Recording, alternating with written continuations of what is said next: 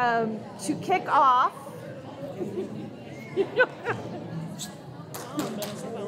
yeah. Can't hear? Yeah. Yeah. Hi, everyone. It is my pleasure to kick off the 2023-2024 L. Jackson Newell Lecture. In a moment, I'm going to turn it over to honors faculty member Philip Bimstein, who chaired the selection committee that chose this year's winner, who is Dr. Kendall Gerdes from the Department of Rhetoric and Composition. Writing and Rhetoric Studies. Writing and Rhetoric Studies. Rhetoric and Composition at many other institutions. Yes, when you've been around too long, you mess these things up. That's my bad. I'm sorry. So without further ado, I'm going to turn this over to Philip and let him talk a little bit about the history of this occasion and say a few words about Dr. Gerdes' work and why she rose to the top of this past committee's exciting candidates. So without further ado, all right. Philip, you might have to talk loud into it. Yeah, okay. Thank you. Thank you. Can you hear me? Hear me back? Well, it's my punk rock background. So, yes, I'm Philip Bimstein, and I teach and learn in the Honors College. And I'm very pleased to welcome you here tonight and to introduce our special guest this evening. Each year, the Honors College names an L. Jackson Newell Fellow in the Liberal Arts and Sciences. The award is named for Jack Newell, who, as the Dean of Liberal Education at the University of Utah for 16 years, spent a lifetime helping students from all walks of life engage with a life of the mind. The Jackson Newell Liberal Arts and Sciences Lecture Series provides a stage for faculty at the university with exemplary records of scholarship in their area of expertise, but also the capacity to present their work in ways that demonstrate the timeliness, relevance, and dynamic contributions of the liberal arts and sciences tradition to public discourse. So I'm very happy to announce this year's recipient of the award is Dr. Kendall Gerdes, Assistant Professor of Writing and Rhetoric Studies here at the University of Utah. She is co-editor of the 2019 volume, Reinventing with Theory in Rhetoric and Writing Studies, and her forthcoming monograph is titled Sensitive Rhetorics, Academic Freedom, and Campus Activism. In it, Dr. Gerdes examines the rhetorical function of contemporary claims that students, especially student activists, are just too coddled, fragile, and overly sensitive. Such critiques, she argues, frequently invoke academic freedom, opposing this core educational value to students' sensitivity. In her talk this evening, Dr. Gerdes argues for the theoretical importance of sensitivity to rhetoric as a discipline. Using rhetorical analysis, she will show how embracing the power of language to injure, wound, or harm, rather than disavowing it, can better equip members of the higher education community to make ethical decisions about even ordinary aspects of teaching and learning. Please welcome Dr. Kendall Gerdes.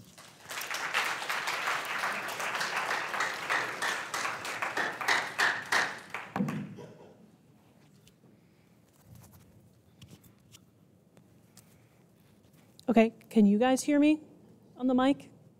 It doesn't sound like it. Yes? No? Let's get this squared away first.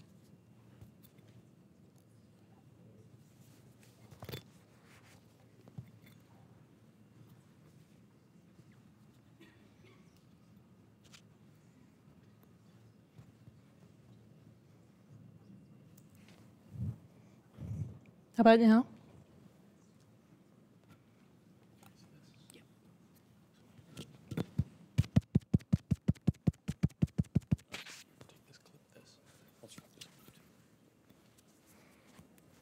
Okay, how's that? We're going to do double mics. Okay.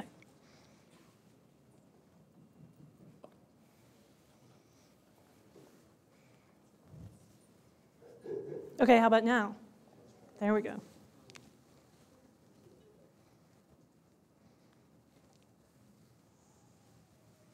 Okay, I'm wired up.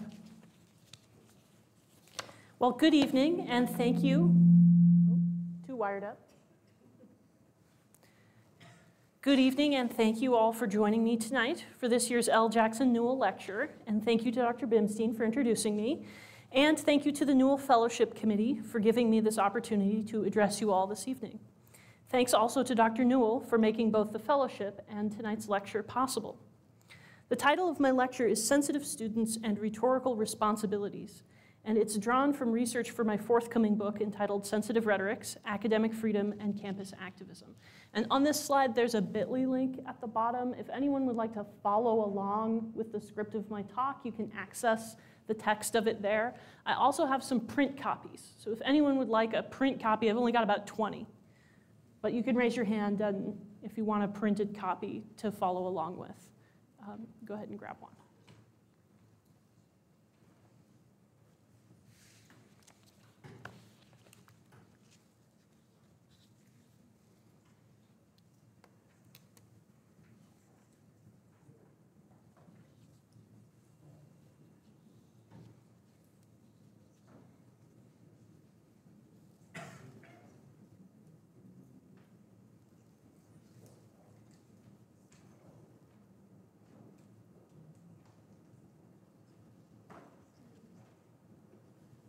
Okay, thanks. Looks like those are almost passed out.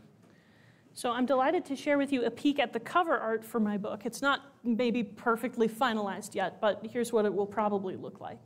It features the pink flower head of the Mimosa pudica, commonly called the sensitive plant. The leaves of the sensitive plant respond to stimulation by closing quickly, a movement that protects the plant, though it also expends energy and disrupts the plant's ability to make food. But the reason I nominated this plant for the cover of my book is that it can learn. In 2014, a team of biologists published a research paper on their experiment with the sensitive plant. Essentially, they built this plant a little roller coaster.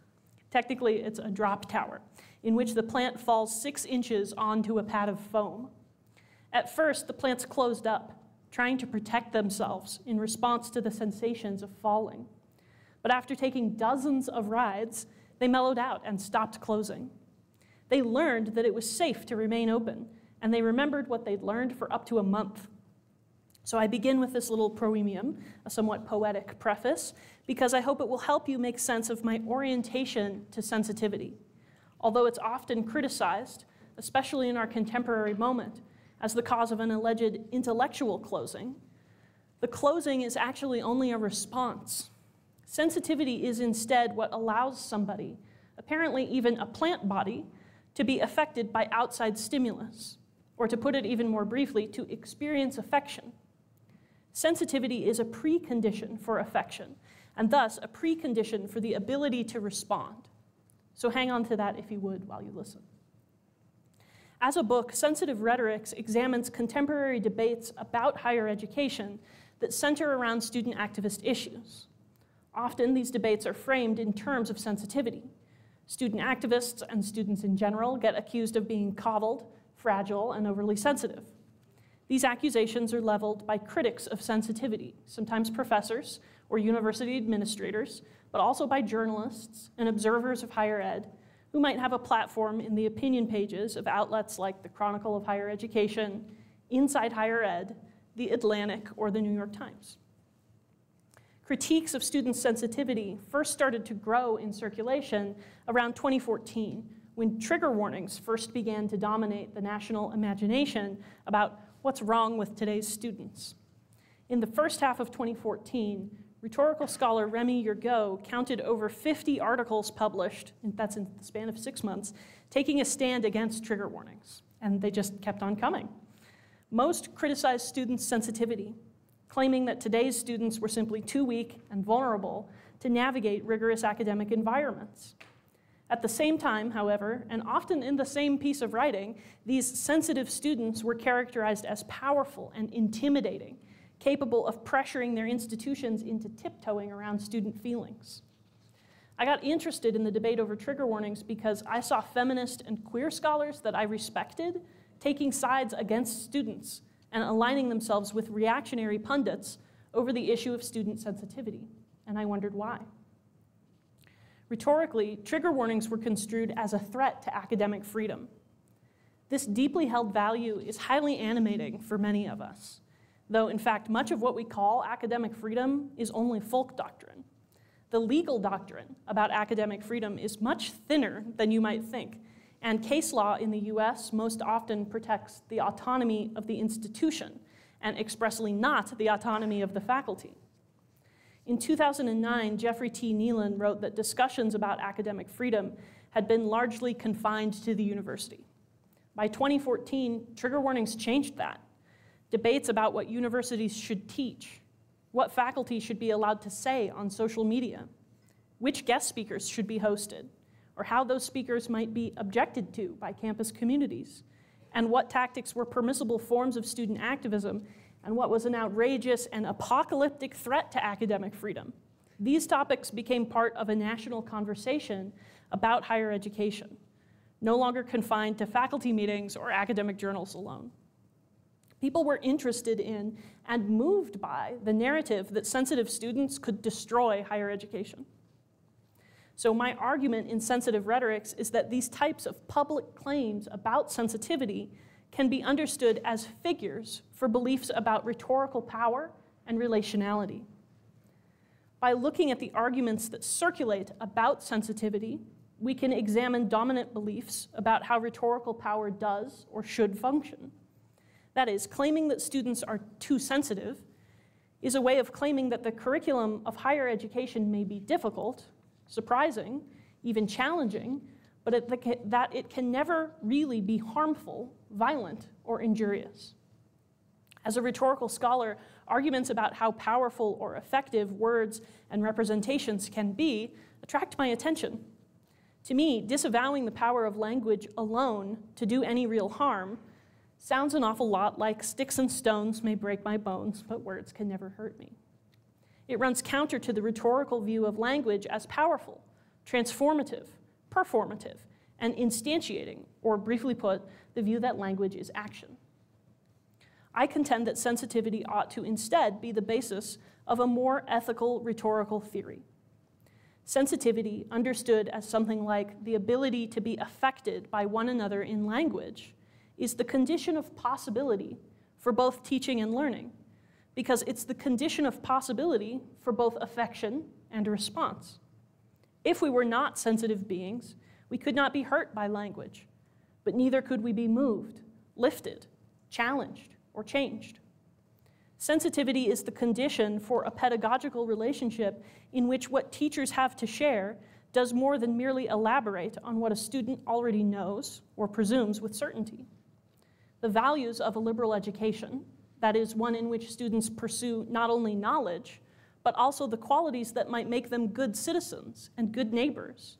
The values of a liberal education depend on this prior sensitivity, this ability to engage and to respond and to learn even from experiences that affect us deeply. So now, let me try to ground these theoretical claims in something of an extended example. Following much the same arc of the trigger warnings debate, a popular narrative about safe spaces emerged that dominated and even eclipsed the actual things that student activists were doing and demanding.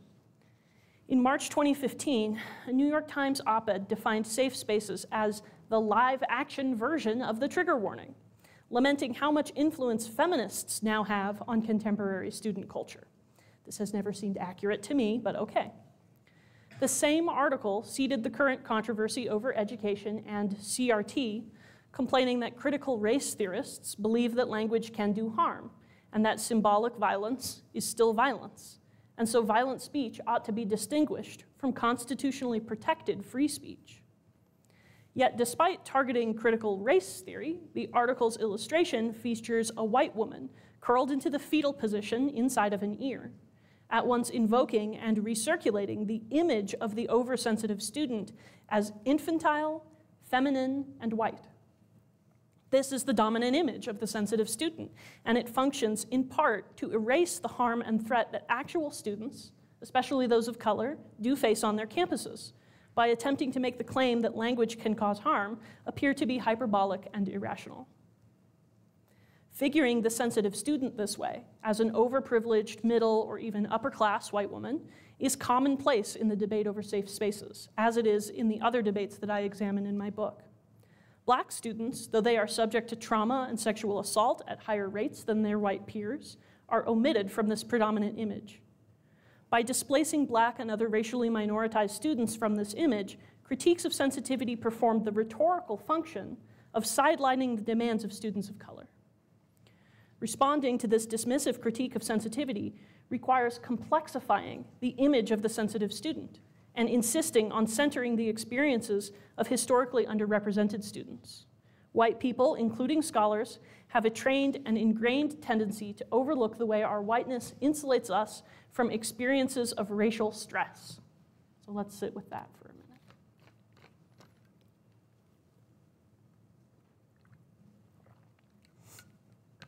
White scholars, like myself, tend to experience the university as a place where we are accorded respect, authority, and autonomy. You might call that a safe space. Yet research on leadership and pedagogy in higher education reiterates, decade after decade, that the ordinary spaces of everyday life on campus do not insulate or protect people of color in the same way.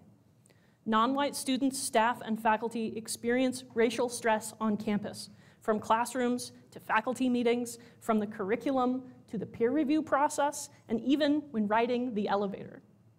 Research published just 5 years ago echoes research published 20 years earlier on Black students' experiences of racial stress. Black students were and are weary of white students telling racist jokes, or assuming that Black students must be athletes, or are otherwise the unmerited beneficiaries of affirmative action. Other forms of common and subtle discrimination include overemphasizing the success of Black students as if they are exceptional among peers of their race. Unfair treatment from professors and other authorities, including biased responses to discussions of racial issues. Cultural bias, such as ignorance of the intense emotion that can accompany discussion of histories or current events in which Black people are violently subjugated. And the labeling of Black student groups as separatist, militant, or simply a minority interest that is not beneficial to the whole campus. The research shows that such marginalization undermines students' sense of belonging and can even alter students' beliefs about societal equity and fairness. It shows that for Black students who live on campus, a hostile experience in a residence hall can impact mental health as well as academic outcomes. And it shows that even engaging in campus activism, while empowering, comes with a cost. The time and energy students invest in activism amounts to a tax on their well-being, one that many other students simply do not have to pay. So, if scholars or faculty or administrators or the wider public want to understand students' requests for safe spaces on their campus, perhaps even outside of the dominant narratives about sensitivity, then we must understand the context of racial stress, threat, and harm in which students are issuing demands for safety. So let's look at those demands more closely. In 2015, there was a wave of occupations organized by Black student leaders at predominantly white institutions, known as PWIs. Black students at some 80 colleges and universities created lists of demands to effect racial justice at their institutions, as many as 2/3 of which included the request to create or support safe spaces on campus. These were specific and concrete requests, calls to fund Black cultural centers, to rename campus buildings or schools, and for universities to acknowledge both histories and recent incidents of harm. But despite the clarity of these student demands for safe spaces, they are often treated by critics of sensitive students as if a safe space is a confusing and shifting ideological abstraction, a live-action trigger warning. In actuality, these students were quite clear and direct about the meaning of their request for safe spaces. So let's zoom in then on one case that I think illustrates both the stakes of Black student activism and the link between sensitivity and the rhetorical power of demanding a safe space on campus. That case is the occupation of the University of Missouri that took place in November of 2015. Students actually won a key demand from their institution, but the media narrative that emerged presented the demand for safe space as a threat to free speech and academic freedom. By assembling more of the rhetorical context for the occupation that this media narrative stripped out, I hope to demonstrate how these sensitive students responded to their profoundly unsafe institutional environment. Their demands functioned both as a rhetorical response and as a call for the university to take responsibility for the inhospitable conditions afforded to its Black students. So what happened at the University of Missouri? I draw on a summary of events published by 2 administrators who were working in campus cultural centers at the University of Missouri during the events of late 2015. They begin their account 1 year prior with the police murder of Michael Brown in Ferguson, Missouri in August of 2014. They write that 3 queer Black women began organizing their peers before the fall of 2014 semester with a Hands Up, Don't Shoot photo campaign. And I want to underline that it was queer Black women who, as in so many other liberatory spaces, laid this groundwork. In the fall of 2014, a multiracial student coalition reached out to administrators, requesting a meeting to present a list of demands that they had titled Calls to Action. In the spring of 2015, students were frustrated with the administration's lack of transparency and accountability. By the fall of 2015, almost a year later now, many student organizers of these efforts had graduated, and student turnover often works in administration's favor. Before the semester began, graduate students began organizing when the university told them it would no longer contribute to their health insurance costs. And although the university reversed that decision, the grad students had begun working on unionization, and they allied with campus anti-racism activists. So I also want to underline that the coalition of anti-racist organizers and grad student labor organizers was foundational to what followed. In the fall of 2015, students met continuing racist incidents on campus with mobilization, culminating in a demonstration at homecoming in October that halted the annual homecoming parade to address University President Tim Wolfe about his lack of acknowledgement and response to racial incidents on campus. So this slide shows a still image taken from a YouTube video of the protest. Black students, backs turned, blocked the parade route in front of Wolfe's car. As if to exemplify disregard for the students' interests, demands, and even physical safety, Wolfe tapped a protester with his car when he tried to maneuver around the students. You can see the proximity in which this event took place. Under the name Concerned Student 1950, Black student activists issued a new list of demands. In addition to calling for the removal of President Wolfe, they called on the university to meet demands that were first issued by the Legion of Black Collegians in 1969. They demanded a racial awareness and inclusion curriculum, an increase in the percentage of Black faculty and staff to 10%, a strategic plan for retaining Black students, and material support for campus mental health resources and social justice centers.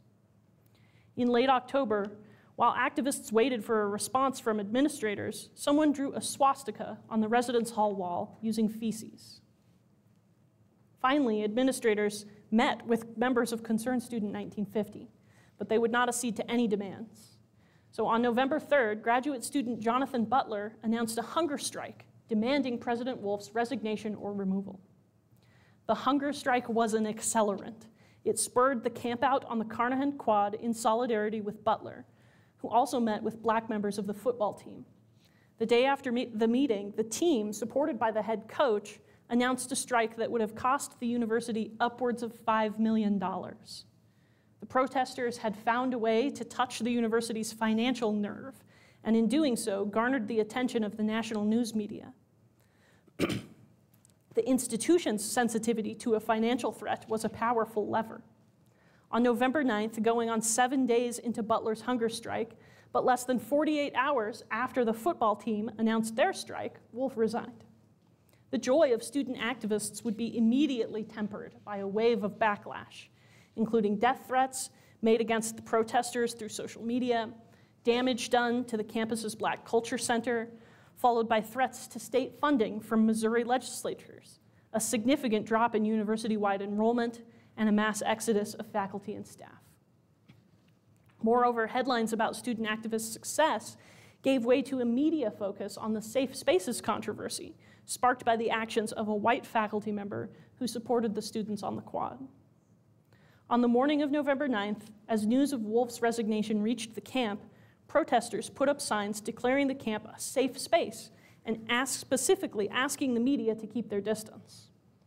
Only the night before, someone displaying a Confederate flag had driven a truck around the campus, an apparent attempt to intimidate protesters. Allies at the camp that morning, including then University of Missouri communication professor Melissa Click, formed a human ring around the camp to shield the organizers and allow them time to strategize about their response to the resignation, and allowed Jonathan Butler time to end his hunger strike. Two students approached the ring. Tim Tye, a student journalist on freelance assignment for ESPN, not wearing any credentials. The other, Mark Shirebecker, not on assignment, taping the interaction between Tye and the protesters. After several tense minutes, Tye is rebuffed, but Shirebecker advances, walking up to Melissa Click and asking, "I'm media, can I talk to you?" Click tells him several times to get out. Shirebecker's video of the exchange, in which Click calls out, "Who wants to help me get this reporter out of here? I need some muscle over here," went viral. Although Click apologized the next day, both publicly and then personally to the students, a social media campaign began under the hashtag #FireMelissaClick, sustaining pressure on the school administration and ultimately providing cover for their eventual decision to fire Click in February. Click's case became an important moment that ties student activism to academic freedom. The American Association of University Professors issued an investigative report condemning Click's firing, as well as the denial of Click's request for a hearing before a duly constituted faculty body. The AAUP report also found that calls for Click's firing made by members of the Missouri legislature exerted undue political influence on Click's case. But the university system did what was in its own interest as a financial and political entity, not what would have been procedurally fair or academically rigorous. Click's case illustrates how free speech concerns, including both academic freedom and freedom of the press, can converge in ways that push aside the issues and activists that occasioned their exercise. Click, a faculty member, a white woman, became the big story, displacing Wolf's resignation and the successful pressure exerted by Black student activists. Click's case also illustrates how overt racial conflicts like those at the University of Missouri were buried, even as they continue to animate the conversation about safe spaces. Racial justice got pushed aside by critiques of sensitivity. The day after Wolf's resignation, the dominant headlines were about safe spaces and student sensitivity, not the power of student activism. The Atlantic published an op-ed with the headline, "Campus Activists Weaponize Safe Space." Although the piece acknowledges that activists' main concern was racism on campus and that protesters had been explicit with signs and on social media about requesting privacy from the press, the author accuses the activists of, quote, "twisting the concept of safe space." The bulk of the piece is simply a description of the Click viral video, and the tone is one of incredulity that activists would view the persistent approach of even an uncredentialed student journalist as an incursion on the space that they were occupying. In his book, We Demand, The University and Student Protests, sociologist Rhetoric A. Ferguson argues that demeaning student movements is a systemic strategy, quote, used by and on behalf of dominant institutions to discredit the kinds of connections that can lead to social transformation. Similar critiques published in major outlets like the Los Angeles Times and even on NPR amplified the topic of safe spaces, making it appear to casual readers that the weapon of safe spaces dominated the scope of activists' concerns, and making it appear that students' top priority was simply their own sensitivity. Most media coverage of the protest, Wolf's resignation, and the incident with Melissa Click centered the perspective of outsider journalists, not the student protesters, and their perspective was the one naturalized as objective. The public analysis of what a safe space means in the context of racial justice, after Michael Brown and after Ferguson, remained at the level of ideological abstraction. Journalists and op-ed writers weren't the only ones to attack student demands for safe spaces. At the start of the academic year following the Mizzou occupation, a highly publicized letter to incoming students from a dean at the University of Chicago framed the idea of safe spaces as, quote, a retreat from ideas and perspectives at odds with one's own. This viewpoint overlooks the distortion that racial inequity casts over the rhetorical engagement of students of color. Just a few weeks before the occupation at the University of Missouri, a group of students writing collectively as concerned and unapologetic students of color at Wesleyan University published an open letter pointing out that their speech is not construed as the exercise of free speech. In predominantly white institutions, they argue, Black students are not viewed as rhetorical subjects, so their speech is not heard as speech that must be protected. And I quote them at length. When students of color speak our lives into existence, our speech comes under attack. When we defend our lives, we are harassing you. When we demand safety, we are attacking you. Our unapologetic voices are deranged screams. Our open hands are clenched fists. Our cell phones, weapons. Our pigment, targets. Centering this conversation on free speech without the context of the voices historically censored and misrepresented is the very manifestation of systemic and structural racism that continues to silence and murder people of color. If the opposite of retreating from ideas and perspectives that differ from one's own is responding to and engaging them, and if that is what we want students to do, then we have to account for the unequal ways that engagement is defined, perceived, and rewarded, especially in predominantly white institutions of higher ed. If we could reread the incidents at the University of Missouri in 2015 without the framing that critiques and rejects student sensitivity, if we instead centered sensitivity as the very thing that opens us to one another rhetorically, that makes us able to affect and be affected by one another in language, then I think our focus would shift back to the student activists themselves and to the rhetorical effectivity of occupation and demand. Rhetorically, a demand is an address, but it is also a response to intolerable conditions. Student activists, having been ignored or told repeatedly that change is not possible, answered with a transformative and even utopian response. They imposed and defended their own safe space on the quad in the midst of the November cold. Although activists declared it a safe space, the campout on the Carnahan Quad was also never safe. Student activists exposed themselves to the intervention of campus security and local police, to say nothing of the observation of news media and the pointedly addressed intimidation performed by other members of the campus and local communities. But read rhetorically, the declaration of a safe space at the camp, accompanied by the demand for policies to make the rest of the space of the university safer, creates a productive performative contradiction. The occupation becomes an enactment of the very future that's demanded. Moreover, the occupation at the University of Missouri spurred other students to action at their own institutions around the country. A 2016 study of administrative responses to student demands found that 75% of presidents at four-year universities said recent events had increased the racial dialogue at their schools. The survey of more than 560 college presidents found that schools were now working on implementing cultural competency training, developing or revising curriculum, increasing diversity, and allocating resources for support services for students of color, all as a result of student activism. As Concerned Student 1950 demonstrated, both the occupation and the demand have to come from a place of sensitivity, of vulnerability to violence, both rhetorical and material, and yet of willingness to confront those with power in the university and to act, even when others fail to, toward a more racially just future. Attacking the sensitivity of student activists who are demanding safe spaces may change the ground of the argument to free speech or academic freedom, but it won't erase the need for safety and belonging that this student demand articulates. Critiques of safe spaces that deny the legitimacy of students' sensitivity are denying the rhetorical relation, the ability to affect and be affected by one another in language, on which effective rhetorical engagement actually depends. They are denying the responsibility and the ability to respond that stems first from this very sensitivity and obligates us to one another as members of the campus community. Sensitivity is the very rhetorical structure that makes it possible to learn, to address others, and to negotiate our differences together.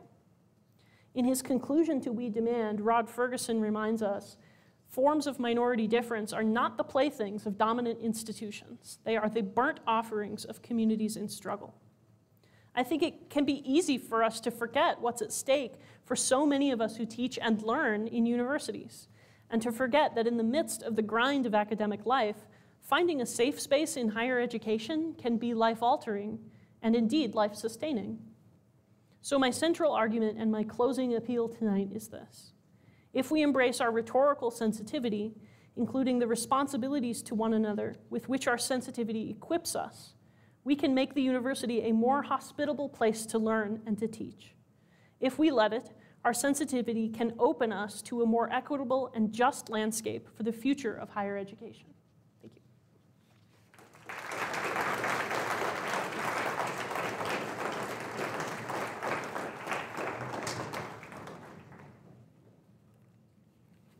So what's next? We have time to talk. We have time for questions and answers. Yeah. I will ask that you yell when you ask your question, because we don't have a microphone. Yeah. Okay, cool. Yeah. Okay, so my name is Castillo, and I guess I was just wondering in general, what do you believe would be the next steps at the University of Utah to improve diversity and sensitivity? That's a really good question. What would the next steps here be? I know, what's that? Yeah, yes. What would the next steps be at the University of Utah to increase racial justice and sensitivity? The University of Utah in 2020, the last time that I could find statistics, was just over 1% black. That's Utah. And the number at the university is similar. In Missouri, there was more discrepancy. And the request to increase say, diversity among faculty and staff to 10% is more on par with the student population. So part of the question about increasing racial justice is also about increasing who's at the university, who's participating, and retention, keeping people who come here, students who need support to graduate, right, to get through all 4, 5, 6 years of your degrees, right, is one of those strategies. And keeping staff and faculty who come here from leaving and from moving out of Utah is another one. And the pressure isn't all on the university, right, because of the lack of racial diversity among the state population. That creates pressure on the university, that if the university wants to diversify, wants to have a just and equitable environment, that the university has to counteract, right, some of those forces. So I think that for the University of Utah, I'd like to see what students have to propose. I'd like to see students putting resources into the many cultural centers and that we have on campus, not just racial or ethnic cultural centers, but a variety that include sexual diversity, gender diversity, disability and ability diversity. And I'd like to see what those student-led efforts are. And I'd like to see administrators listen to those requests. It's a good question, thank you.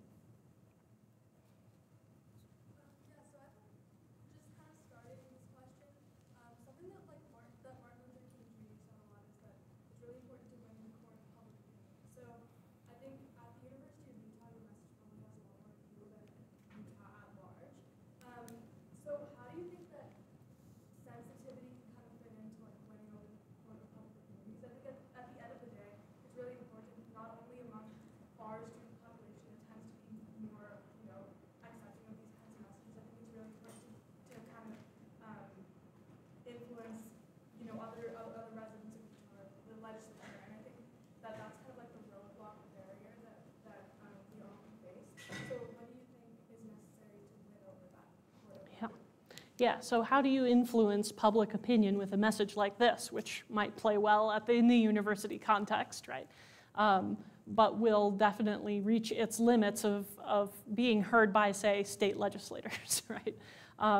Writing an academic book is not necessarily a good way to change the world, right? It has a very narrow, circumscribed type of audience, right? But it does let me reach students, right? And I think that one of the things that's so interesting to me about student activism is how students are uniquely positioned in our culture with sometimes free time and resources to get involved in activism on your campus or in your community, right? And so for me as a professor, a teacher, right, and a scholar, my scholarship is my work, right? But being able to connect that in meaningful ways for students is kind of about trying to get you guys to use your rhetorical power, right? And that may be about things that are different than the things that I care about, or in different ways. But seeing students engage in that kind of social and cultural transformation, that's one of the points where I have leverage because of my position, right, as a professor in the university. So, you know, this message won't change the mind of anybody in the state capitol building, right? And it may never reach their ears, in fact, but finding other ways for the emphasis to shift from what's really is a very dominant narrative about what it means to be sensitive, or what student culture is good for or is like, and what its problems are, right? To examine what's on the other side of that dominant narrative and what the interests are that are propping it up. I hope that that will equip students primarily and scholars with more ability to change that conversation. Thanks. Yes?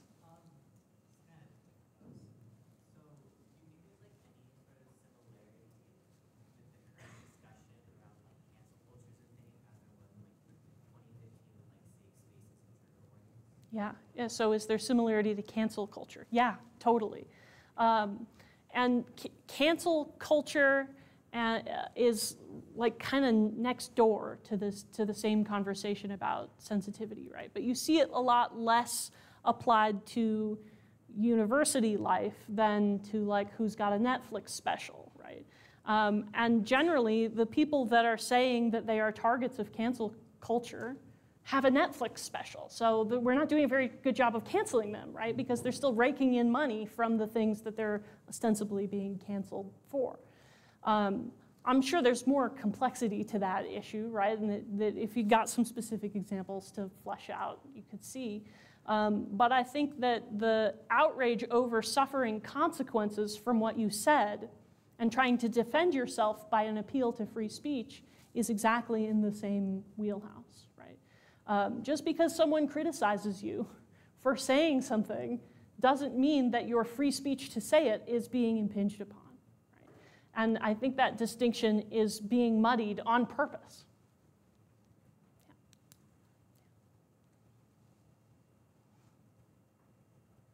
Yeah? Do you think removing people like Wolf in your example is an effective way of countering this, or is it just going to keep repeating itself with those in power over students? Yeah. Yeah, so is removing people like President Tim Wolf the way to affect change? That's a really sharp question, because removing Wolf has some limited effectivity, right? It has limited consequences for those students at that time at the University of Missouri, right? One of the big things it did was capture national headlines, right? People cared all over the country about who Tim Wolf was, whether he was going to resign, right? And it also brought attention for a while to the other concerns that students were trying to draw attention to that Wolf was failing to respond to, right? Is he just replaced by the next person in a line of people very similar to him? Sometimes. But that also changes what rhetoricians might call the availability of arguments, right? Aristotle famously defines rhetoric as finding all the available means of persuasion, okay? So some means aren't available in certain circumstances, right? And that means that you have to change what's available, right? You might have an argument that nobody can hear until that president resigns. And then new arguments can be made and circulated. And that happened not just at Missouri, right, but around the country. Other institutions were responding to similar actions inspired by Concerned Student 1950, or they were organizing. Right? So even at places where those demands didn't succeed, right, there were still groups of students getting together and working on the project that probably contributed to that sense of student belonging that keeps students in the university, that helps them succeed and get through their degrees, right? So removing one person is almost never going to solve a whole problem, right? Unless that one person is really the source of quite a big deal of it, right? But it might still be necessary or important strategically or important rhetorically because it changes what can be heard, what can be said, what arguments are meaningful, and who can get together and work on the next project.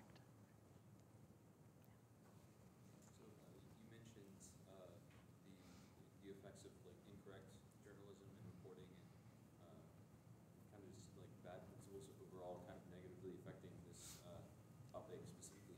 Do you think is there a place for good, accurate reporting and journalism to help this issue, or to present this issue in a good light to the public? Or Yeah, that's what important ideas or false ideas that we need to get clear of?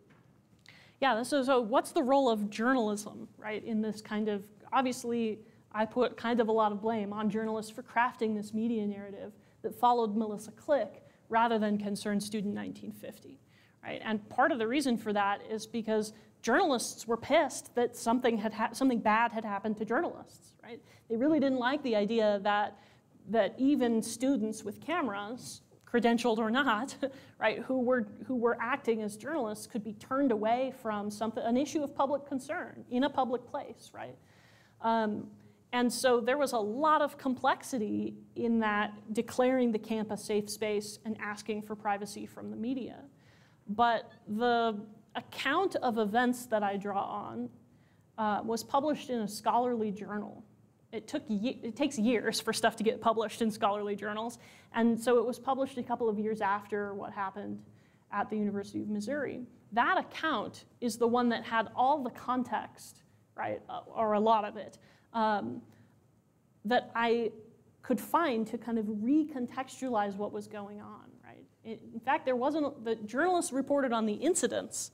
They reported on the homecoming parade, and they reported on the death threats and stuff. But to put it all together into a kind of coherent narrative took scholarly work too, right? And I'm sure that in part that account draws on other journalistic narratives too. There's a big responsibility that journalists have about how they report on and what stories they center as the most important ones, right? And I think the attention going to Melissa Click makes sense, right? Because it was journalist interests that were at stake, but it really did a disservice to the activists that had put their lives at risk. Jay. Thanks. I'm sure you have probably already started thinking about this, but it's still relatively fresh. There have been several recent incidents involving donors at places like Penn and Harvard, either threatening or actually pulling back funding, donations, support, owing to student activism of various kinds. Again, I know it's still fresh, and you know, as you just said correctly, it can take a while for full accounting of what happened, why it happened, particularly from a scholarly perspective. But I'm wondering, even if at this early date, you see similarities, differences. Does it matter that this is happening with respect to a very specific tentpole issue in U.S. foreign policy with respect to Israel and Palestine? Does it happen? I mean, does it matter, for instance, that we're post-COVID and that makes a difference because 8 years ago feels like more than 8 years ago now? Yeah. Things like that. Yeah. What are your thoughts about that? Yeah, so when university donors, people whose names are on buildings, right, threaten to withdraw their donations or to stop making them, universities sit up and listen, right? Generally speaking. And so if donors are offended by student activism or what a professor says on social media, right, that professor can lose their job offer, as happened to Steven Salida over the issue of Israel and Palestinian conflict several years ago, right? And the things that the university does when its financial nerve is touched, right? Tell us about the sensitivity of institutions. How do you get them to listen to you? How do you get them to do what you want them to do, right?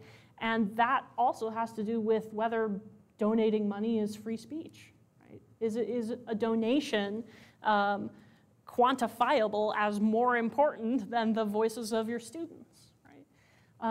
So there are free speech issues, right? And there are also academic freedom issues wrapped up in the way that universities rely on donor money to cover their bills. Well, why are they relying on donor money to cover their bills? It's because state legislatures aren't paying what they used to pay 10, 20, 30 years ago, right? So the budget for the university does not come from your tuition dollars, hardly at all, right? It comes from a little bit from tuition, a little bit from state money, and mostly from donation money, right? So the bigger that piece of the pie, the more is at stake for the university in doing what the donors want or don't want, right? So it's absolutely wired into all of those same academic freedom and free speech issues. And the sensitivity part of it is about why the sensitivity of a donor is not viewed as being too sensitive, right? Calling up the provost and saying, I'm taking my money back because I hate what these students are doing. That's not viewed as too sensitive.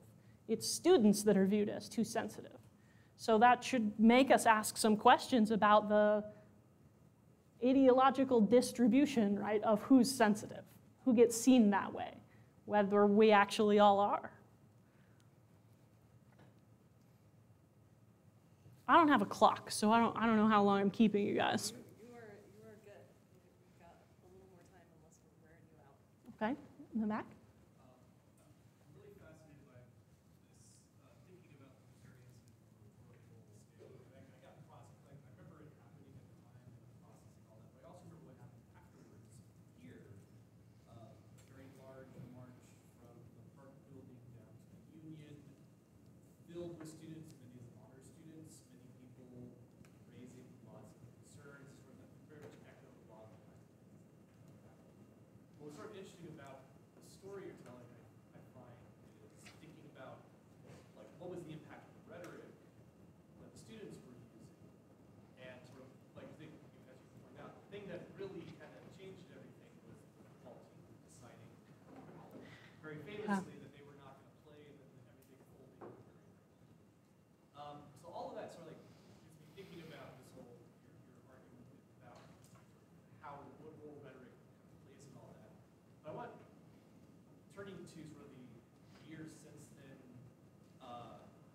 you know, whether it's the BLM movement, whether it's Me Too, right, ways in which rhetoric sort of moved very powerfully toward marginalized groups, and then more recently the attack on CRT and anti-woke,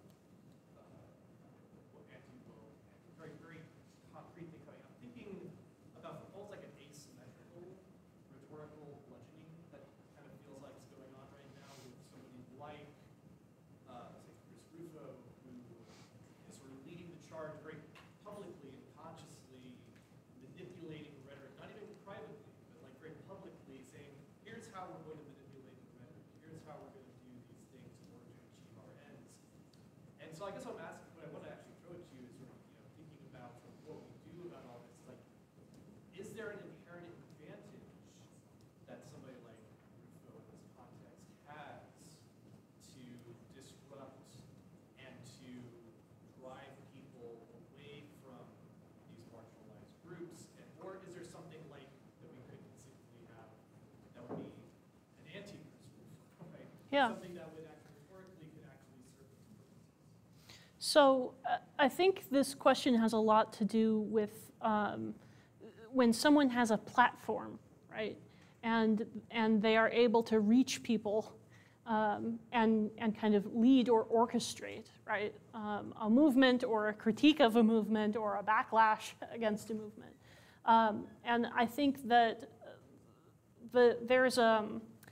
so part of my research interest is ancient rhetorics. And there's a distinction in ancient Greek between the right to free speech, parrhesia, you can say anything you want, right?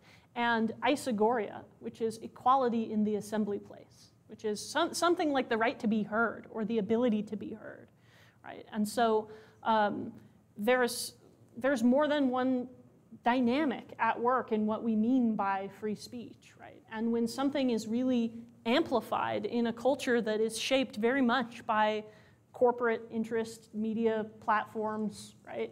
As you see how powerful that can be, look at Twitter over the last 6 or 8 months, right? Corporate control can totally reshape what used to be a fairly active public communication utility into something else, right? And so when the platform changes, right, then the effect of the message changes. And if the platform is privileging one kind of voice, right, and excluding others, making it impossible to be heard in the assembly, whether that's on social media or in your, neighborhood group meeting environment, like that, the difference between those two kinds of free speech can cause a lot of tension, right?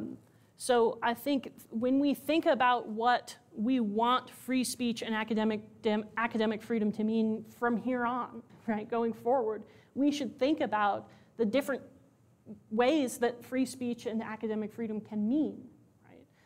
And the things that depend, that academic freedom or free speech depend on in order to be available to everyone in a culture, right? Or everyone in a classroom, or everyone in a university.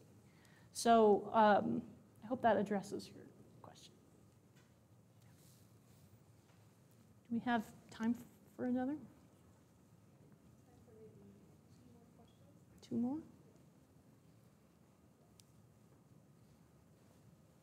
Go ahead. Go for it. Yeah, so I've read a lot about higher education and how certain parts of the country, certain populations are becoming increasingly alienated from disillusioned with higher education. And a lot of the reason, based on what I've read, is due to this kind of sensitivity, I guess, or their interpretation of sensitivity. So do you think that by encouraging students to, kind of maintain this kind of sensitivity, exactly what you mentioned, do you think that increases this kind of polarization between those who are going into higher education and those who are not? And what do you think that the implications of that in the broader society are? So that's a really good question, right? It's about the dynamic in the country, really, right, where there's people who go to college and people who don't, and people who think badly of each other for making one of those choices or another, or having one of those choices or another, right? And I think that there are reasons why sensitivity and the attack on higher education and student culture, right, is the target in the culture war, right? And why CRT and banned books, right, is such a big issue in K through 12 education. It's because education should be, a liberal education is about learning to disagree with other people and learning to share the world with those people even though they're different from you, right? And there are people who don't want that to be taught, right? Who benefit from that, from those skills not being developed, right? And from intentionally driving a wedge between people who pursue those desires to be a good citizen, a moral person, a good neighbor, even to people who are different from them, right? And people who want you to stay in an enclave, isolated, with just people who are like you. And figuring out how to bridge those differences is something that education can do for you, right? That's why it's a target in the culture war, is because it's a way to decrease the effectivity of sharing a world with people who are different than you. We don't know how to do that anymore unless we learn and practice those skills on a regular basis, right? So I think that there's a chapter in my book that's also about campus carry policies and why having guns, like at the University of Utah, is also a way of fracturing that community and making people suspicious of one another and threatened by other people, right? And feel generally unsafe to be in a public space. There are people who benefit from those feelings of instability and unsafety and inability to deal with difference, with anything other than violence, whether it's rhetorical or material. Yeah.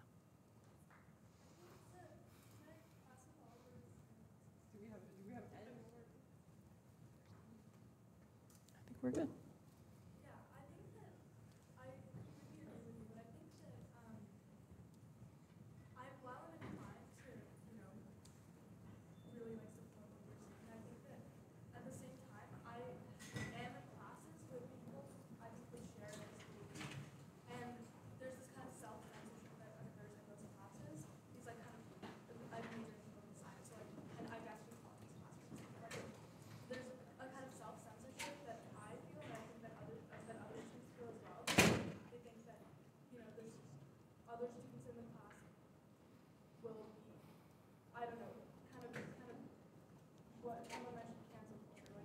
Yeah.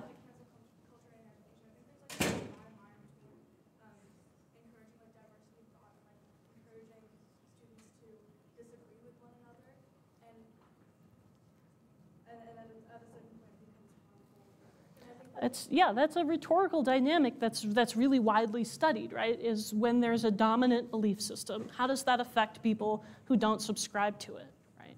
And no matter what that constellation is, it can affect belongingness, right? It can affect the things that would make you confident enough to say what you really think in a class, right? But the dynamic of self-censorship is also one that is attributed to student sensitivity. Everyone around me is so reactive, I can't say what I really think. Well, if you really think it, then you really need to commit to facing the consequences, including criticism and response to what you think. Right? That's your responsibility as an individual with academic freedom and free speech, is to commit to your principles and to defend them, or see what happens to them when they come into contact with people who are different than you. Right? And yeah, that's really hard to go through, right? And college students do it almost every day, right? And faculty do it all the time too, right? Expose what we believe to a room full of students or colleagues.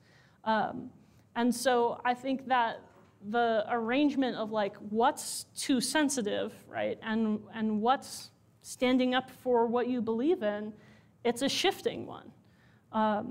But I think that without that sensitivity, right, that some people criticize as shutting down those kinds of rhetorical engagements, without that sensitivity, there isn't any rhetorical engagement.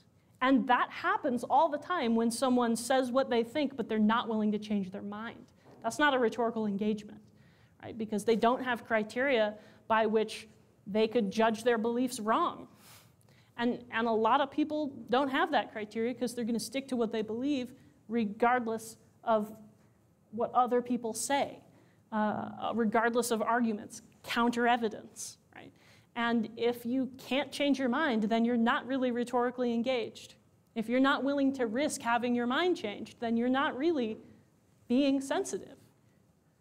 So it is a difficult position to take up. And it's one that I think students who get this accusation are actually really good at.